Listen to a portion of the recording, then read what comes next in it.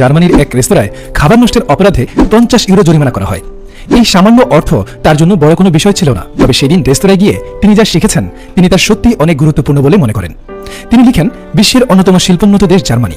একবার সহকর্মীকে নিয়ে হামবুর্গের একটি রেস্তোরাঁয় গিয়েছিলাম আমি। যেহেতু আমরা খুব ক্ষুধার্ত ছিলাম, সেজন্য বেশ অনেকটা খাবার অর্ডার করেছিলেন আমার সহকর্মী, কিন্তু শেষ পর্যন্ত দেখা যায় 1/3 খাবারই ছুঁয়ে দেখা হলো না আমাদের।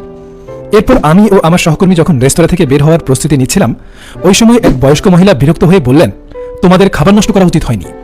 আমার সহকর্মী ওই মহিলাকে উত্তর দিল, আমরা টাকা দিয়ে খাবার কিনেছি, আমরা খাবো না ফেলে দেবো, এটাতে তোমার মাথা ঘামানোর কি আছে? এই উত্তরে বেশ ক্ষেপে গেলেন ওই মহিলা। সঙ্গে থাকা আরেকজন তৎক্ষণাৎ ফোন বের করে কাকে যেন ফোন করলেন। সঙ্গে সঙ্গে সামাজিক নিরাপত্তা সংস্থার পোশাক পরা এক ব্যক্তি এসে হাজির হলেন। ওই ব্যক্তি সবকিছু শুনে আমাকে এবং সহকর্মীকে 50 ইউরো জরিমানা করে বসলেন। ঘটনার আকস্মিকতায় হতভম্ব হয়ে যাই আমি। তারপর সেই কর্মকর্তা রাগান্বিত সুরে বললেন, টাকা তোমার ঠিকই, কিন্তু সম্পদ সমাজের। এই পৃথিবীতে অনেকেই আছে যারা খাবারের অভাবে ভুগছে, সম্পদ নষ্ট করার কোনো অধিকার তোমার নেই।